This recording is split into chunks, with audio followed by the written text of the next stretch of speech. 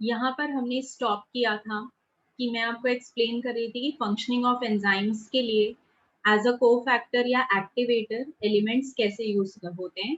तो there I gave you the example of rubisco and phosphoenol pyruvate, और दोनों को ही एज अ एक्टिवेटर कौन चाहिए होता है, मैग्नीशियम आयन की रिक्वायरमेंट होती। फाइन। इसके अलावा हमने जब मैक्रो एलिमेंट्स पढ़ा था तो हमने ये पढ़ा था कि अगर वो स्लाइट एक्सेस हो जाते हैं तो उससे पौधे के ऊपर कोई फर्क नहीं पड़ता, कोई भी डिसऑर्डर नहीं होता है, टॉक्सिसिटी नहीं होती। लेकिन जब हम माइक्रो एलिमेंट्स की बात कर रहे हैं तो अगर ये थोड़ा सा भी स्लाइटली एक्सेस हो जाएंगे या अपनी स्टैंडर्ड कंसंट्रेशन को एक्सीड कर जाएंगे, तब क्या होता है कि इनके स्लाइट एक्सेस की वजह से यहाँ पर टॉक्सिसिटी जनरेट हो जाती है। इसका मतलब ये है कि प्लांट की बॉडी के ऊपर आपको उसका नेगेटिव इन्फ्लुएंस दिखाई देने लगेगा। ठीक है, तो देखते हैं कि ये टॉक्सिसिटी का मीनिंग क्या है।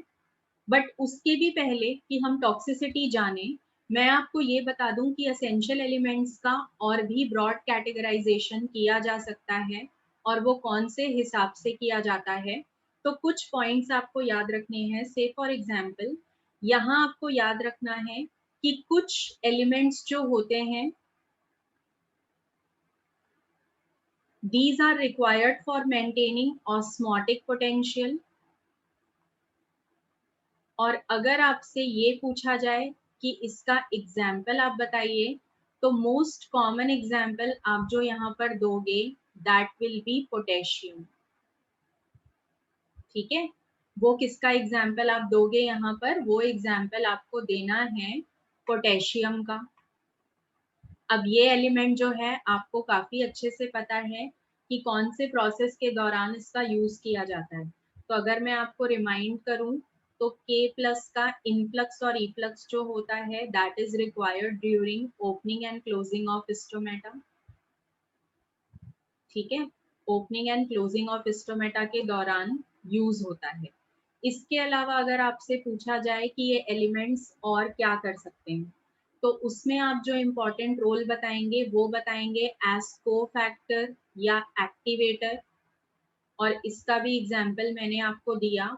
को फैक्टर या एक्टिवेटर का जो एग्जाम्पल होता है वो क्या होता है, मैग्नीशियम का एग्जाम्पल हमने लिया था, which is required for activating Rubisco enzyme. ठीक है, इसके अलावा कुछ एलिमेंट्स होते हैं जो प्रोटोप्लाज्म का इम्पॉर्टेंट पार्ट होते हैं, तो उनको आप प्रोटोप्लाज्मिक एलिमेंट्स कह सकते हो। और अगर हम यहाँ प्रोटोप्लाज्मिक एलिमेंट्स को देखेंगे तो वो यूजुअली कौन होते हैं, carbon, hydrogen, oxygen and nitrogen, इनका इम्पॉर्टेंट रोल होता है। इसके अलावा कुछ एलिमेंट्स जो हैं वो स्ट्रक्चरल या फंक्शनल रोल भी प्ले करते हैं। तो अगर आप स्ट्रक्चरल रोल देखोगे तो अगेन आपको एग्जाम्पल मिलेगा मैग्नीशियम, जो कि किसका कंपोनेंट होता है, ये प्रेजेंट होता है क्लोरोफिल में। तो ये ऐसी कुछ ब्रॉड कैटेगरीज हैं जहाँ पे आपको इस्तेमाल होगा एलिमेंट्स का। तो असेंशियल एलिमेंट्स अपने फंक्शन के अकॉर्डिंग भी अलग अलग कैटेगरी में डिवाइड हो सकते हैं। अगर आप यहाँ NCERT रीड करेंगे तो आपको पता चलेगा कि ऐसी 4 कैटेगरीज उन्होंने बताई हैं कि जहाँ पर असेंशियल एलिमेंट्स का इम्पोर्टेंट रोल होता है। ठीक है, तो रीड द बुक वंस, वहाँ पे आपको यही सारी चीजें लिखी हुई मिलेंगी। फाइन, तो this is one thing that you have to remember. अब इसके जो नोट्स हैं वो आप लोग रिकॉर्डिंग से ले लेंगे और NCERT से एक बार रीड कर लेंगे। अगला कंसेप्ट जो हमें सीखना है that is toxicity of micro nutrients. तो टॉक्सिसिटी का मतलब होता है obviously a type of negative influence on the body of the plant, जहां पर वो एलिमेंट ज्यादा हो गई है। ठीक है, तो जब भी माइक्रो न्यूट्रिएंट्स का हाई डोज हो जाता है या फिर वो अपने स्टैंडर्ड क्रिटिकल कंसंट्रेशन को एक्सीड कर जाते हैं, तब वहां पर क्या क्रिएट होती है, टॉक्सिसिटी क्रिएट होती है। फाइन, टॉक्सिसिटी का अगर जनरल सा आपको मीनिंग बताया जाए या फिर आपसे कोई पूछता है कि टॉक्सिक कंसंट्रेशन क्या होती है, तो आप कैसे बताएंगे। किसी भी टिश्यू के अंदर जब आप एलिमेंट की कंसंट्रेशन देखें तो वो जो कंसंट्रेशन है ना, उससे क्या होना चाहिए कि टिश्यू का जो ड्राई वेट है वो 10% के लगभग कम हो जाना चाहिए। I again repeat what I am trying to say, किसी भी टिश्यू कंसंट्रेशन को जब आप देखते हैं, अगर आप देखना चाहते हैं कि उसके अंदर एलिमेंट का टॉक्सिक कंसंट्रेशन है या नहीं, तो आप उसके ड्राई वेट को देखिए। अगर उस एलिमेंट के स्लाइटली ज्यादा होने की वजह से उसका ड्राई वेट 10% के आसपास घट चुका होता है, तो ये इस बात का इंडिकेशन होता है कि वहां एलिमेंट का कंसंट्रेशन टॉक्सिक हो चुका है। ठीक है। अब ये जो टॉक्सिक इफेक्ट है किसी भी माइक्रो एलिमेंट का, वो किसी भी रीजन से हो सकता है। ठीक है। मतलब वो इफेक्ट डायरेक्ट भी हो सकता है कि डायरेक्टली उस एलिमेंट को ज्यादा कर दिया गया हो तो इन्फ्लुएंस दिख गया, और दूसरा जो तरीका होता है वो होता है दूसरे न्यूट्रिएंट के साथ compete करना। मैं आपको एग्जांपल देती हूँ। जैसे यहाँ पे आप मैंगनीज जानते हैं, ठीक है, मैंगनीज का जो आयन होता है या मैंगनीज जो एलिमेंट होता है, जब भी इसका एब्जॉर्प्शन होता है प्लांट के अंदर, तो ये दो एलिमेंट के एब्जॉर्प्शन के साथ compete करता है। एक होता है मैग्नीशियम और दूसरा होता है आयरन।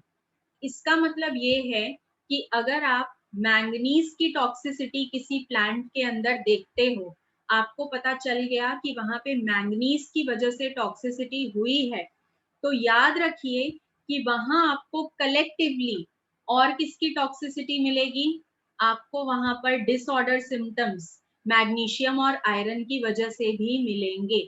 रीजन ये है कि इन दोनों के एब्जॉर्प्शन के साथ इंटरफेयर करता है कौन, मैंगनीज का एब्जॉर्प्शन। तो यहाँ पे जब भी मैग्नीशियम का या आयरन का अपटेक होगा या मैंगनीज का अपटेक होगा, तो अगर मैंगनीज का अपटेक पहले हो गया है तो आप याद रखिए कि वहां आपको मैग्नीशियम और आयरन को अपटेक लेने में प्रॉब्लम होगा ही होगा। प्लांट बॉडी जो है वो इजीली मैग्नीशियम और आयरन नहीं ले पाएगी, जिसकी वजह से उनकी डेफिशिएंसी हो जाएगी वहां पर। ठीक है। तो आपको वहां पे एक एलिमेंट की वजह से पहले प्रॉब्लम हो रही थी, अब आपको कलेक्टिवली तीनों एलिमेंट की वजह से प्रॉब्लम दिखाई देगी। ठीक है। This is one of the reason. इसके अलावा अलग अलग प्लांट के लिए और अलग अलग एलिमेंट का अलग अलग कंसंट्रेशन हो सकता है जो कि टॉक्सिक कंसंट्रेशन साबित हो। ठीक है। जैसे मैंगनीज का ही एग्जांपल लीजिए। अगर आप सोयाबीन की बात करते हैं, तो उसमें उसका जो कंसंट्रेशन टॉक्सिक प्रूव होता है दैट इज अराउंड 6000 म्यूजी के आसपास, जबकि अगर आप सनफ्लावर देखेंगे तो दैट इज 5300 म्यूजी के आसपास। ठीक है। तो ये दोनों जो मैग्नीट्यूड में डिफरेंस है, that depends on the type of plant, that depends on the type of element as well. तो ये पूरी कंसंट्रेशन जो टॉक्सिक कंसंट्रेशन हम बोल रहे हैं, ये हर एक पौधे के लिए डिफरेंट हो सकती है, भले ही आपका एलिमेंट सेम हो। और अगर अलग एलिमेंट है तो उसकी कंसंट्रेशन दूसरी एलिमेंट के टॉक्सिक कंसंट्रेशन से भी अलग होगी। ठीक है। यहाँ तक आप लोगों में किसी को भी कोई भी प्रॉब्लम है चीजों को समझने में? Anyone is having any doubt? तो फिर हम आगे चलते हैं। आगे आपको एक बिल्कुल छोटा सा 2 से 3 लाइन का टॉपिक सीखना है, that is about mineral and non mineral elements. अब ये mineral and non mineral elements जो होते हैं, इसको डिफाइन करने का तरीका बहुत ही सिंपल है। अगर आपको कोई भी mineral element from the soil मिला है, तो हम उसे इसेंशियल उस इसेंशियल एलिमेंट को आप मिनरल एलिमेंट कहोगे। अगर कोई भी एसेंशियल एलिमेंट आपको एयर या वाटर के सोर्स में से मिला है, तब हम उसे नॉन मिनरल एलिमेंट कहते हैं। ठीक है।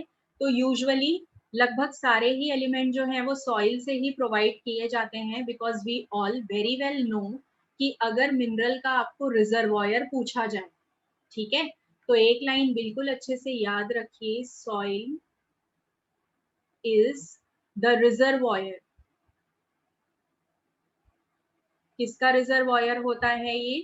Soil is the reservoir of mineral elements. वहां पे आपको किसी भी तरह का मिनरल एलिमेंट मिल सकता है। ठीक है। तो वो रिजर्वॉयर है। तो रिजर्वॉयर में से जब भी आपको एसेंशियल एलिमेंट्स मिलेंगे, तो वो सारे एलिमेंट आपको मिनरल एलिमेंट कहलाएंगे, मतलब ये जो भी आपके सामने लिखे गए हैं। इसके अलावा जो भी ऐसे एलिमेंट होंगे जो आपको एयर या वाटर से मिले हैं, सॉइल से नहीं मिले हैं, ठीक है, उन सबको हम नॉन मिनरल एलिमेंट्स कहते हैं। यूजुअली ये कौन होती हैं? गैसियस एलिमेंट्स होती हैं। देखो कार्बन भी गैस है, ऑक्सीजन भी गैस है, हाइड्रोजन भी गैस है, नाइट्रोजन भी गैस है। तो ये आप सॉइल से बेटर आपको एयर से मिल सकती है या वाटर से मिल सकती है। तो जब भी आपको एयर या वाटर से कोई मिले तो वो नॉन मिनरल एलिमेंट्स कहलाते हैं, ठीक है। ये दोनों क्लासिफिकेशन के टाइप्स भी आप याद रखिएगा। इसके अलावा let us move to the next topic, जो कि इस चैप्टर के लिए थोड़ा सा इम्पोर्टेंट है, जहाँ पे हमें हाइड्रोपोनिक्स के बारे में जानना है। बिफोर दैट, हाइड्रोपोनिक आया कहाँ से वो जान लीजिए। एक कंसेप्ट होता है जिससे कुछ एक्सपेरिमेंट्स होते हैं, कुछ कल्चर मेथड्स होते हैं, जिनके थ्रू हम ये डिटरमाइन कर सकते हैं कि कोई भी मिनरल एलिमेंट किसी प्लांट के लिए असेंशियल है या नहीं है, ठीक है। अगेन आई रिपीट, कुछ ऐसे एक्सपेरिमेंट्स होते हैं through which we can determine that a particular element is essential for the plant और नॉट। तो जब भी हम ऐसा कोई कल्चर मेथड यूज करते हैं तो वो अल्टीमेटली हमें रिजल्ट देता है कि एलिमेंट असेंशियल थी या नहीं थी, वो जो एलिमेंट थी उसकी डेफिशिएंसी से क्या हो सकता था, क्या वो एलिमेंट टॉक्सिक थी या नहीं थी, और क्या उस एलिमेंट का इफेक्ट प्लांट के ग्रोथ पे पड़ रहा था या नहीं पड़ रहा था। ये सारी चीजें हमें ये कल्चर एक्सपेरिमेंट से मालूम चलती हैं। तो सबसे पहले जो मेथड्स यहाँ पे अप्लाई किए जाते हैं in order to know about the mineral requirement of the plant, कुछ मेथड्स का नाम यहाँ आपको दिया गया है। बट सबसे पहले ये जो मेथड्स हैं, आपके लिए ये इम्पोर्टेंट है याद रखना कि ये हमेशा अप्लाई किए जाते हैं एब्सेंस ऑफ सॉइल की कंडीशन में, ठीक है। इसका मतलब ये है कि अगर आप कोई कल्चर एक्सपेरिमेंट कर रहे हैं in order to prove the essentiality of the element, तो वो एक्सपेरिमेंट आपको जिस पौधे पे करना है वो पौधा सॉइल में नहीं लगा होना चाहिए, ठीक है। वो पौधा बिल्कुल भी सॉइल में नहीं लगा होना चाहिए। यहाँ पे कंप्लीटली आपका जो कल्चर होगा that will be soilless culture, ठीक है। यहाँ पे कहीं पर भी सॉइल का इस्तेमाल नहीं किया जाएगा। मट्टी में नहीं लगाना है आपको पौधे को, ठीक है। तो कौन कौन से मेथड्स यहाँ जनरली यूज होते हैं? एक तो वही मेथड है जो हम पढ़ने वाले हैं, दैट इज हाइड्रोपोनिक सिस्टम। दूसरा होता है न्यूट्रिएंट फिल्म ग्रोथ, और तीसरा होता है एरोपोनिक ग्रोथ सिस्टम, ठीक है। तो ये तीनों के बारे में शॉर्ट में मैं आपको बताऊंगी, बट हम जो थोड़ा सा डिटेल लेंगे वो हाइड्रोपोनिक्स के बारे में लेंगे, ऑल राइट। लेकिन आपको पता होना चाहिए कि हाइड्रोपोनिक के अलावा भी हमारे पास कल्चर मेथड हो सकते हैं। तो मैंने आपके लिए तीनों का नाम पुट अप किया, fine. Now let us come to the experiment point of view. यहाँ पे अगर आप हाइड्रोपोनिक सिस्टम की बात करेंगे, ठीक है, तो आपको ये मालूम चलेगा कि जब भी हम हाइड्रोपोनिक सिस्टम देखते हैं तो इसको सॉइल लेस कल्चर तो कहा ही जाता है। This is also known by the name of water culture. अब पूरा प्रोसीजर क्या है ये मैं अभी आपको समझाऊंगी कि एक्सपेरिमेंट के लिए पूरा प्रोसीजर क्या होता है। इसके अलावा मैंने आपको न्यूट्रिएंट फिल्म के बारे में बताया। तो ये जो न्यूट्रिएंट फिल्म होता है पहले इसको जान लीजिए शॉर्ट में। इस मेथड में भी वाटर कल्चर ही होता है, लेकिन एक इंक्लाइंड एंगल पे। जैसे कि वाटर कल्चर अगर आप हाइड्रोपोनिक में कर रहे हो तो जिस कंटेनर में कल्चर मीडियम है वो स्ट्रेट होता है, यहाँ पे थोड़ा सा इंक्लिनेशन हो जाता है, ठीक है। उसके बाद यहाँ पे एयर दी जाती है और इसके अंदर फिल किया जाता है वाटर का कल्चर जो आपने बिना सॉइल के बनाया है। तो यहाँ पर वाटर कल्चर मीडियम होता है, एरेशन तो आपको देना ही पड़ेगा। तीसरी कंडीशन जो होती है यहाँ पर वो होती है कंट्रोल्ड पीएच, क्योंकि आपको भी पता है कि प्लांट जो है उसके ग्रो करने के लिए एक ऑप्टिमम पीएच की रिक्वायरमेंट होती है। तो ये सब कंडीशन आपको मेंटेन करनी होती है बट इंक्लाइंड एंगल पे। तो जब भी ये काम इंक्लाइंड एंगल पे होगा तो उसे हम न्यूट्रिएंट फिल्म कहते हैं, ठीक है। अब याद रखिए कि यहाँ पे एयर का कंटिन्यूस सप्लाई होना चाहिए, पीएच कंटिन्यूसली कंट्रोल होनी चाहिए। यहाँ एक पीएच मीटर भी होता है जो कि बार बार ये इंडिकेट करता रहता है कि पीएच बढ़ रहा है या घट रहा है, क्योंकि आपको कंट्रोल रखना है पीएच के ऊपर। ऑलराइट, तो that will be nutrient film. तीसरा हमारे पास जो होता है वो कौन सा होता है? एरोपोनिक। तो जब आप एरोपोनिक मेथड की बात करते हो ना, तो इसमें हम क्या करते हैं, इसमें हम न्यूट्रिएंट मीडियम का एक मॉइस्चरस क्लाउड बना लेते हैं। ठीक है, मतलब आप उसको अगर सिंपल लैंग्वेज में समझना चाहते हो तो सिंपल लैंग्वेज में ना, technically it is not true, simple language में आप फोम जैसे होता है ना, फोम की तरह आप उसको इमेजिन कर सकते हो। तो फोम की तरह न्यूट्रिएंट मीडियम का ऐसा कुछ मॉइस्चरस क्लाउड क्रिएट किया जाता है जिसमें काफी सारा पानी का मॉलिक्यूल भी रहता है, और इस क्लाउड में प्लांट का जो रूट होता है उसको सस्पेंड कर दिया जाता है। ठीक है, प्लांट रूट को सस्पेंड कर दिया जाएगा। मतलब आप ये देखो कि डायरेक्टली आप उसको पानी में नहीं डुबा रहे हो, पानी में से पहले वो क्लाउड क्रिएट हो रहा है कल्चर मीडियम का, और उस क्लाउड में मिनरल एलिमेंट्स भी होंगे ऑब्वियसली। तो वहां पे इस रूट को सस्पेंड कर दिया जाएगा जिसकी वजह से उसको न्यूट्रिशन मिलता जाता है। तो क्योंकि यहाँ पे हवा का इन्वॉल्वमेंट ज्यादा है, that is why it is called aeroponic method. ठीक है, तो ये तीनों मेथड का एक शॉर्ट सा ओवरव्यू आपको मिल गया। इसके अलावा याद रखिए कि जब हाइड्रोपोनिक किया जाता है तो वहां पे आपको बहुत सारी बातें ध्यान रखनी होती हैं, और खासकर तब जब आप क्या बना रहे हैं, जब आप वाटर कल्चर मीडियम बना रहे हो। आपको बहुत अच्छे से मालूम है कि इस कल्चर मीडियम का जो नेचर है वो आर्टिफिशियल है, यस और नो? आप लोग आर्टिफिशियल और नेचुरल नेचर समझते हैं? कल्चर मीडियम का यहाँ जो नेचर है वो आर्टिफिशियल है, आर्टिफिशियल कल्चर मीडियम है। रीजन ये है कि यहाँ सॉइल जैसा एनवायरनमेंट हम क्रिएट कर रहे हैं, हम जनरेट कर रहे हैं कंडीशंस, वो कंडीशंस नेचुरल नहीं है। ठीक है, तो जब भी ये मीडियम आप क्रिएट करोगे तो सबसे पहले आपको जिस चीज की रिक्वायरमेंट होती है वो होता है काफी सारा पानी। अब ये नेचुरल वाटर नहीं है, ठीक है, ये ऐसा वैसा पानी नहीं है। ये कौन सा पानी है? ये डिस्टिल्ड वाटर है। आप लोग को डिस्टिल्ड वाटर का मतलब मालूम है? Do you all know the meaning of distilled water? Yes और नो? नहीं भी पता है तो अब जान लीजिए, distilled water is the purest form of water, even it is devoid of the mineral ions. यहाँ पे कुछ भी नहीं होता। ठीक है, तो फर्स्ट रिक्वायरमेंट है कि मीडियम बनाने के लिए डिस्टिल्ड वाटर होना चाहिए। दूसरी रिक्वायरमेंट है कंट्रोल्ड पीएच। यहाँ पे पीएच कंट्रोल रखिए, एल्कलाइन या एसिडिक जो भी आपको रिक्वायर्ड है प्लांट के अकॉर्डिंग, प्लांट को कौन सी पीएच चाहिए। ठीक है, फिर थर्ड कंडीशन जो आपको रिक्वायर्ड होता है वो होता है एरेशन। तो जब एरेशन प्रोवाइड करना है तो उसके लिए क्या किया जाता है, उसके लिए एक इस तरीके से पाइपलाइन सिस्टम यहाँ दिया जाता है जिसके थ्रू कंटिन्यूसली एयर बबल्स जो हैं अंदर आते रहते हैं, और वो आके इस मीडियम में डिसॉल्व होते रहेंगे। मतलब कि एयर बबल्स यहाँ पे रहेंगे तो एरेशन मिलता रहेगा। पीएच आपने कंट्रोल कर लिया। इसके अलावा क्या करना होता है हमें? एरेशन के अलावा यहाँ पे जो अगली रिक्वायरमेंट है वो अगली रिक्वायरमेंट होती है जो कि सबसे इम्पॉर्टेंट रिक्वायरमेंट है, दैट इज प्योर सॉल्ट्स।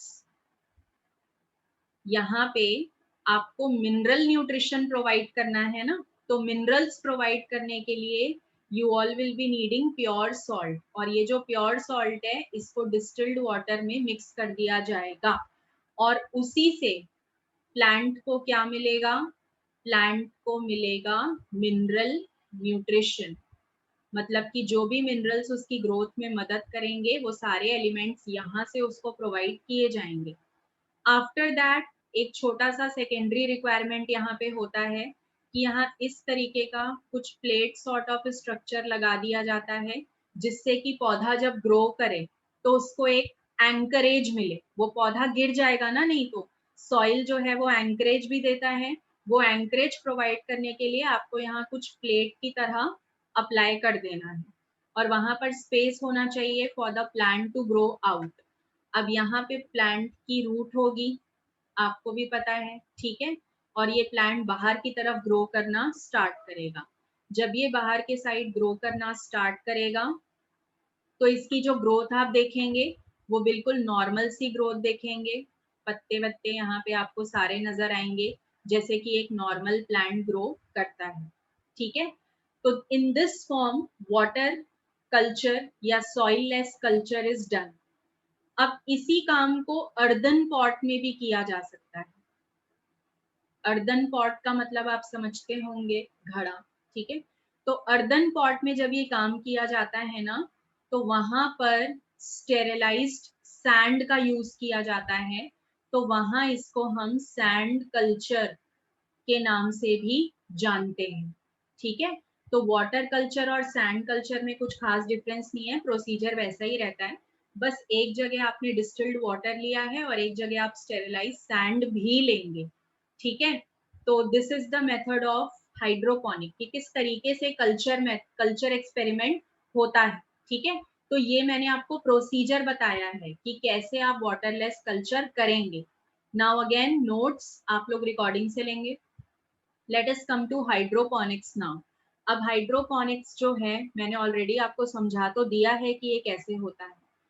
इसके बारे में कुछ चीजें जान लीजिए। इसको फर्स्ट ऑफ ऑल डेवलप किसने किया था? गेरिक ने किया था 1940 में, ठीक है। सॉइल लेस कल्चर कहा जाता है, यू ऑल ऑलरेडी नो।